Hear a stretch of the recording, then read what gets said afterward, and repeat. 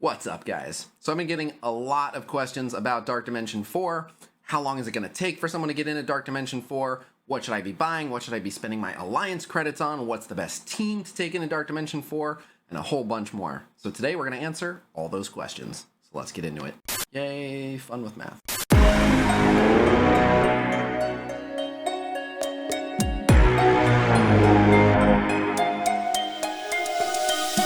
So yeah, today we are going to answer a lot of questions I've been getting about Dark Dimension 4. However, I definitely want to mention some notes up front. The short version is I think a lot of people are asking questions that there's really no point in answering as of today. I will still answer them because the questions are being asked, but I want to mention that that information is more likely to mislead you than correctly guide you, just because there's too many unknowns to try to make a definite decision. So if we assume that nothing of relevance will happen by the time you're ready to enter Dark Dimension 4, and nothing's going to change, then I can of course tell you exactly what I think the right course of action is today. But there are some unknowns that definitely are going to change up what's ultimately going to be the right decision for you. But let's start from the top. So the first thing I want to do is go over the timeline for why I'm saying that some of these questions don't necessarily need to be answered right away. Let's look at how long it's going to take the average player to get into Dark Dimension 4, assuming that they were sitting around done with Dark Dimension 3 and ready to start their journey towards Dark Dimension 4 the day of the level cap raise. Alright, so as you can see here, the first thing that's going to hold you up in getting into Dark Dimension 4 is reaching level 80. If you can't take a character to level 80, you can't take a character to Gear Tier 15, and if you can't take a character to Gear Tier 15, you cannot take them in. So, these are the numbers for how much XP you need to get to level 80. Very weird structure, by the way. For whatever reason, going from 75 to 76 is 28,500, and then all of the rest, 77, 78, 79, and 80, are all exactly 29,000. You can see that this is assuming that you're doing 4 times 50 core energy refreshes every single day. You can, of course, shorten this timeline a bit if you are buying even more energy, whether for 100 cores, you're buying some of the energy offers.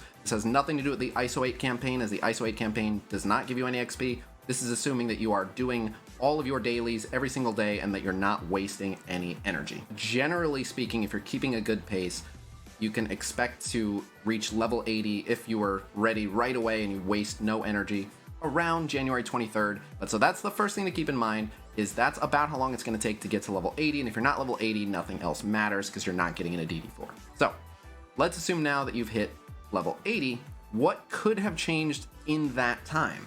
Well, there are going to be new characters released in that time, of course, and we don't even know who those new characters are or where they're going to shine.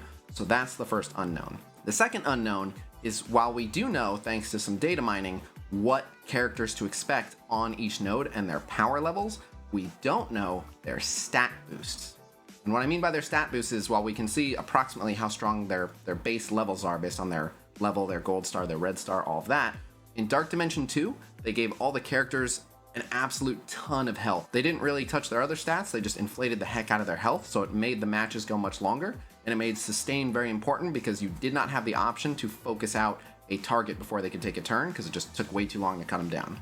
Conversely, while they did a minor amount of stat inflation across the board in Dark Dimension 3, they inflated the heck out of their damage, which meant that you wanted to go a very damage-oriented team because you were going to go down swinging. You were going to take a ton of damage. Most of your characters were going to get one shot almost immediately, so you just wanted to put as big of a dent as you could before immediately falling over. The disparity between a giant stat boost towards health versus a giant stat boost towards damage versus a giant stat boost towards focus or resistance changes the type of team that you want to bring in. But so we're going to assume that it's well-rounded, because we have no way of knowing what those stat inflations are. So we're just going to assume that you just want the best well-rounded characters that are pretty much ready to tackle anything. Just well-rounded characters that it makes sense to have at Gear Tier 15, even not knowing what Dark Dimension 4 has to offer. Alright, so the next thing we need to talk about is, even if you can get to level 80, and we're going to assume that you're good on everything else. So we're going to assume that you already have all the characters you want at Gear Tier 14 that you're going to take to 15. We're going to assume that you already have their superior uniques and all the other orange gear, and the only thing you're concerned with farming are the G15 minis. So now we have to look at approximately how long does it actually take to farm these Gear Tier 15 minis. Alright, so the assumption here is that every single time you see a Gear Tier 15 mini pop up in the supply shop, you're going to buy it.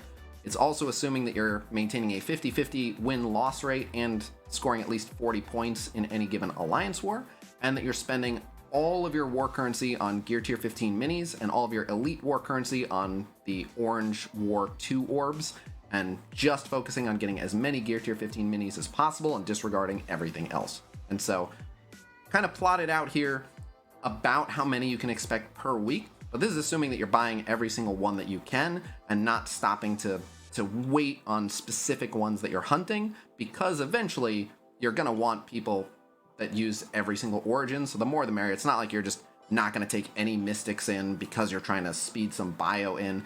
You're going to be better off diversifying. Yeah, we just picked a slice of the Alliance ranks that you can expect for players approaching DD4, so you can see here Gold 1, Gold 2, Gold 3, Gold 4, Plat 1. Ballpark, you're expecting anywhere from 54 to 62 G15 mini uniques every single week. But again, that's random, so it's not like you can expect 62 of the one in particular you're hunting. It's 62 of them all, of which there are 10. Anywhere from 5.4 to 6.2 of each per week, assuming you're getting completely average drops. Obviously, you'll have bigger weeks for some and smaller weeks for others. So you should be able to, by the time you're level 80, if you are solely focused on G15 minis, you should be able to get one character of each origin ready, which is not enough to make it all the way through DD4, but if you focus on using one of each origin and you focus on whatever the first trait is, which I believe is global, then you should be able to do the first 3 nodes and then the next 3 nodes of all global right when you hit level 80. Again, if you're exclusively focusing on G15 minis. All right, so next I wanted to pivot and answer a question I've been getting, which is what should I be spending my Alliance credits on? Alliance credits being the credits that you get for doing your donation and the daily for the donation. And so, yeah, you can get some stuff in the War Store with them, but the most important thing to mention about this is it doesn't really matter. It's not a lot.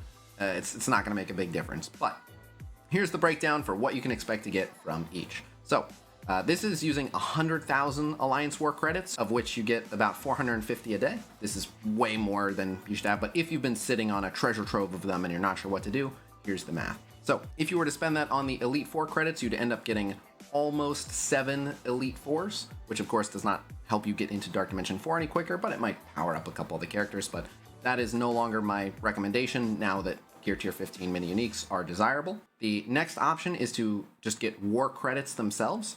And if you get war credits, on average, 100,000 Alliance credits converted to war credits will ultimately result in about 35.7, almost 36 of the Gear Tier 15 mini uniques, and that is a random assortment of them. Now you do have the added benefit of being able to choose which ones you want to buy, but if you're waiting around for a smaller selection of them, it might take you more time for them to show up, even if you'll be able to purchase them. And again, it's not a lot. 100,000 Alliance credits is not even enough for a single 54 cost character. In fact, it's not even enough for half of a single 54 cost character because they use 2 different Gear Tier 15 mini uniques. So it's a very bad value and it's not really worth worrying about. In my opinion, the best option of the 3 is the Elite War credits, because you can get the Orange War Gear Orb 2. That will result in ever so slightly fewer actual Gear Tier 15 minis. You're ultimately getting 4 fewer from 100,000 Alliance credits, so it's going to take a long time for that difference to really get expressed. However, you are additionally getting about 181 SBCs, about 112 from a random assortment of the normal superior catalysts, and 30 superior uniques. So for all the extra stuff, getting that just the tiniest bit fewer of the Gear Tier 15 minis, I think is easily the best value. So my recommendation, as well as Livepool, who shout out to Livepool for helping me run the math on this, and of course making these slides and editing this video, he agrees with me. The right course of action is to buy the Elite War credits with your Alliance credits until you get very, very close, and then you can, if you want, start buying the war credits to make sure you can always be able to afford those last few specific ones that you are hunting down. All right, and so in just a sec, I'm going to tell you the recommended characters as far as who I recommend that you be prepared to take into Dark Dimension 4. Given all of the unknowns, again, I recommend hoarding the gear.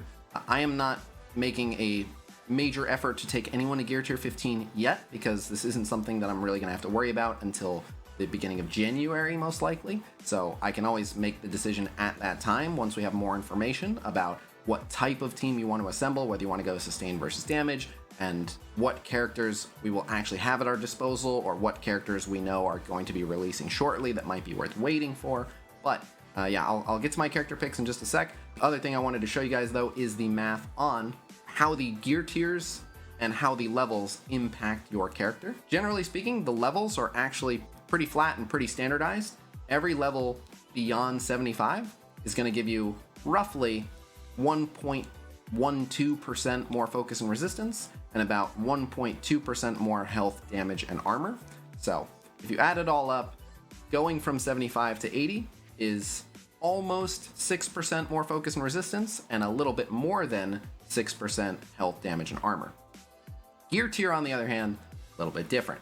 So I don't know how many of you guys are already aware of this, but going from gear tier 13 to gear tier 14 sees roughly a 5% jump up in health, damage, and armor, but it showed like a 30% gain in focus and resistance. Gear tier 14 is huge for focus and resistance, and if you are doing content where you're facing gear tier 14 characters, but your characters are gear tier 13 or below, you may notice that you're being resisted a lot, and the enemies are not having trouble landing any of their debuffs on you, and that's because the focus gain from gear tier 14 is simply massive. So, because both level 70 to 75 and gear tier 14 compensate so much for focus and resistance, they've shifted it back a little for gear tier 15, where it has more of a focus on health, damage, and armor. So, when you go from gear tier 14 to gear tier 15, you can expect 5.4 to 5.5% more focus and resistance, but almost 12% more health, damage, and armor. And so if you want to look at a character going from level 75 in gear tier 14 up to level 80 and gear tier 15, you can expect almost 12% more focus and resistance and almost 19% more health, damage, and armor. I just wanted to make those numbers available to you guys, but please let me know in the comments if I'm just boring everyone with spreadsheets and no one really cared and you're gonna take people up anyway and I'm just wasting my time showing this to everyone. I won't annoy you guys with this in future videos. Conversely, if you guys are happy to be able to see the spreadsheets and some of the math behind the stuff and you want to make sure that we continue to include this, again, please let me know in the comments that you do want this sort of stuff included in the video so I can make sure that I'm sharing with people the information they want and not simply boring you guys to sleep. All right, so now I'm going to talk about, as of today, the characters that we recommend for Dark Dimension 4. Now keep in mind, this may change if we find out a specific about the way the stats are inflated for Dark Dimension 4, which we can't know right now. And it may also change if new characters release between now and when many people are actually able to first get into Dark Dimension 4. But since people are asking today, want to of course give them the answer as of today. So there's really 3 ways to go about it. The first way, which I don't think anyone actually will, so I'm just going to mention it, but it's really not recommended, is the cheapest team. If you wanted to get in as quickly as possible, you didn't care about how long it actually took you once you were in, you just wanted to sprint in, there's no point in doing that. So the next question to answer, which again, I do not recommend, but a lot of people are asking, what would be the best Dark Dimension 4 team? Now the team that's going to perform the best, as I said in my previous Dark Dimension video, the team that's going to perform the best is not necessarily the team that you want. Because if a team that performs really, really well can do the whole run, and we don't know how long it's going to take, but let's say that it can be done in 4 weeks with the best team. Whereas if you use the not best team, it might take 5 or 6 weeks. Just because you can save 1 or 2 weeks doing Dark Dimension 4 doesn't mean it's worth what could be 2 or 3 more months of waiting to first be able to bring in the best team. So I will share what I believe the best team is, but it's not economical at all to build this team. But if you don't care, you just want the strongest possible DD4 team we could build today, we believe that that would be, for global, Ghost, Yellow Jacket, Stature, and Emma Frost. And if you wanted a 5th, you could go Ultron. For Cosmic, Hela, Minerva, Mordo, Proxima Midnight. If you wanted a 5th, you could add in Loki. For City, Symbiote Spider-Man, Carnage, Anti-Venom, and Scream. And if you wanted a 5th, you could add in Venom. And for the Legendary section, Phoenix, Ebony Maw, Dr. Octopus, and Invisible Woman. And if you wanted a 5th, you could add in Black Bolt. And that's the team that we feel would crush DD4 the hardest based on the limited information that we have. All right, and finally, the information that I think most people are actually looking for, whether they knew they were looking for it or not. Who do we actually recommend you take into Dark Dimension 4? And again, what I actually recommend is just save all your gear, wait until you first hit level 80, and then you can start to make this decision, and we'll have a lot more information to make this decision then. But if you're trying to think about it now, this is the team I recommend. For the global section, Ghost, Yellow Jacket, and Stature, accompanied by Emma Frost, and if you need a 5th, Mr. Sinister. For Cosmic, Hela, Minerva, Mordo, Proxima, and if you need a 5th, Thanos. for City, Symbiote Spider-Man, Carnage, Anti-Venom, and Punisher, and if you need a 5th, Merc Lieutenant. And for the Legendary section, Phoenix, Magneto, Ebony Maw, and Nick Fury, and if you need a 5th, Dr. Octopus. There should be an infographic up on the screen, which should also be available on my Discord server, and that will show you the breakdown for why we chose these characters, but the main line of thinking is that these are the best value in terms of covering all the origins, so you don't need a crazy amount of one group of the Gear Tier 15 minis compared to another group. It's fairly even across the board, and it's just the right balance of characters that it will benefit you to have at Gear Tier 15 out of the game mode, but also characters that should perform really well within the game mode. And yeah, it's just overall the most balanced approach, and I think the best method for proceeding. So as more information becomes available, we'll share that with you. But yeah, that infographic should be on the Discord server, which is discord.gg/Khasino, which anyone is welcome to join. We also have blitz predictions, all sorts of other infographics, videos, data mines, content creator Q&A, spreadsheets, resources, you name it. There's just tons of helpful stuff on the server. Otherwise, a huge thank you to Livepool for helping with some of the graphics in this video and just editing this video, which is mainly just a lot of me rambling, so I'm sure this was a headache to edit, so shout out to Livepool for there, he has to edit that right there. Thank you to Livepool for helping us edit this video, and yeah, thank you guys for checking it out. If you have any feedback, let me know in the comments below. Otherwise, I will see you guys real soon. We got some really good videos coming up, so I'm excited for you guys to see them. Until then, peace!